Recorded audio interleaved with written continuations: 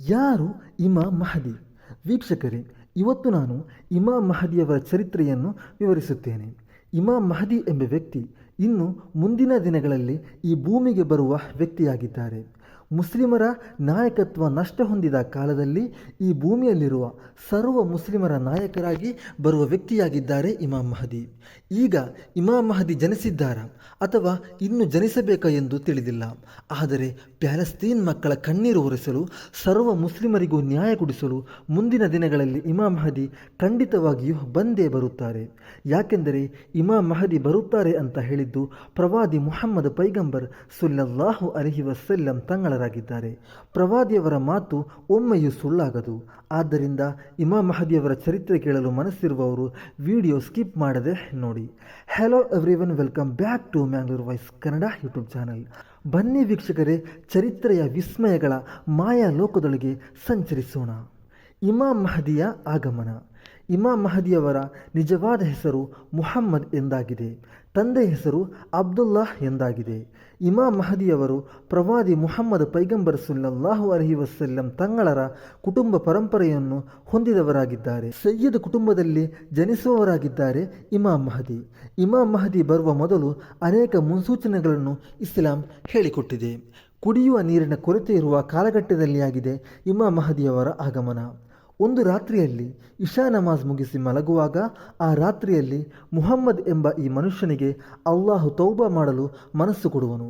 ಮುಹಮ್ಮದ್ ಎಂಬ ವ್ಯಕ್ತಿ ಆ ಒಂದು ರಾತ್ರಿಯಲ್ಲಿ ಅಲ್ಲಾಹನೊಂದಿಗೆ ಅಳುತ್ತಾ ತೌಬಾ ಮಾಡಿ ಪಶ್ಚಾತ್ತಾಪ ಪಡುವರು. ಆ ರಾತ್ರಿಯಲ್ಲಿ ಅಲ್ಲಾಹು ಇಮಾಮ್ ಮಹದಿಯವರ ಸರ್ವ ಪಾಪಗಳನ್ನು ಮನ್ನಿಸುವನು.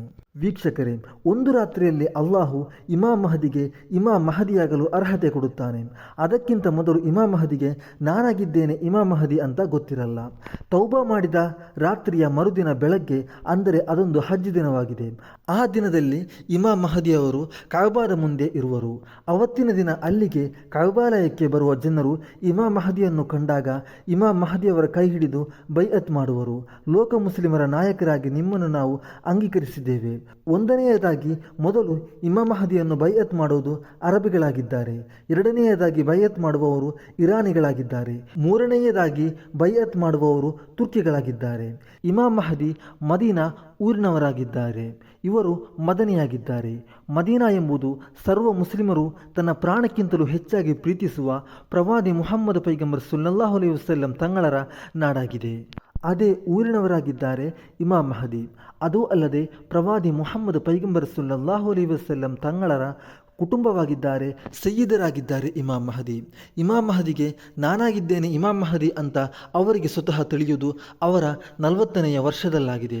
ಒಂದು ಹದೀಸ್ ಹೀಗಿದೆ: ಖುರಾಸಾನ್ನಿಂದ ಕಪ್ಪು ಮುಂಡಾಸು ಧರಿಸಿದ ಸುಂದರರಾದ ಒಂದು ಕೂಟ ಜನರು ಅಲ್ಲಿಂದ ಹೊರಟರು ಅಂತ ನೀವು ಕೇಳಿದರೆ ಮೊಣಕಾಲಿನಲ್ಲಿ ತೆವಳಿಕೊಂಡಾದರೂ ಅಲ್ಲಿ ಹೋಗಿ ಅವರನ್ನು ಮುಷಾಫಹತ್ ಮಾಡಿರಿ, ಕಾರಣ ಆ ಸಂಘದಲ್ಲಿ ಇಮಾಮ್ ಮಹದಿ ಇರಲಿದ್ದಾರೆ. ಇಮಾಮ್ ಮಹದಿ ಬರುವ ಮೊದಲು ಇಮಾಮ್ ಮಹದಿ ಬರುತ್ತಾರೆ ಎಂಬುದಕ್ಕೆ ಸಾಕ್ಷಿಯಾಗಿ ಕೆಲವು ಲಕ್ಷಣಗಳು ಕಾಣಿಸುತ್ತವೆ. ಅದರಲ್ಲಿ ಒಂದಾಗಿದೆ ಈಗ ನಾನು ಹೇಳುವುದು. ಈ ಘಟನೆ ಈ ಭೂಮಿ ಸೃಷ್ಟಿಯಾದ ದಿನದಿಂದ ಹಿಡಿದು ಈವರೆಗೂ ನಡೆದಿಲ್ಲ.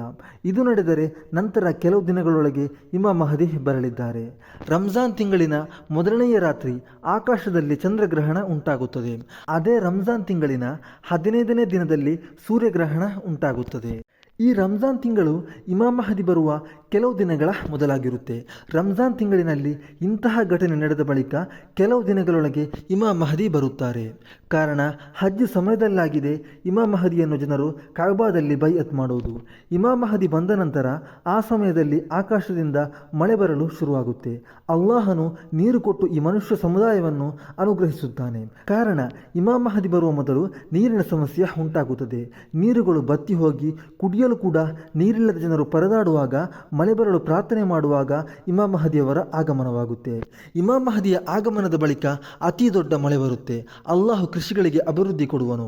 ವೀಕ್ಷಕರೇ, ಜಗತ್ತಿನಲ್ಲಿ ಮುಸ್ಲಿಮರಿಗೆ ನ್ಯಾಯ ನಿರಾಕರಿಸಲ್ಪಡುವಾಗ, ಎಲ್ಲೆಡೆ ಮುಸ್ಲಿಮರನ್ನು ಕ್ರೂರವಾಗಿ ಕೊಲೆವೊಯ್ಯಲ್ಪಡುವಾಗ, ಮುಸ್ಲಿಮರಿಗೆ ನೆಲೆ ಇಲ್ಲದೆ ಪರದಾಡುವಾಗ, ಒಬ್ಬ ಉತ್ತಮ ನಾಯಕನಿಲ್ಲದೆ ಮುಸ್ಲಿಂ ಸಮುದಾಯ ಚಿನ್ನ ಭಿನ್ನವಾಗುವಾಗ ಮುಸ್ಲಿಮರ ನಾಯಕರಾಗಿ ಇಮಾಮ್ ಮಹದಿ ಬರುತ್ತಾರೆ. ಪ್ಯಾಲೆಸ್ತೀನ್ ಮಕ್ಕಳ ಕಣ್ಣೀರೊರೆಸುತ್ತಾರೆ. ವೀಕ್ಷಕರೇ, ಇವತ್ತಿನ ಚರಿತ್ರೆ ನಿಮಗೆ ಇಷ್ಟವಾದರೆ ವಿಡಿಯೋಗೆ ಒಂದು ಲೈಕ್ ಕೊಟ್ಟು ನಿಮ್ಮ ಸ್ನೇಹಿತರೊಂದಿಗೂ ಹಂಚಿಕೊಳ್ಳಿ.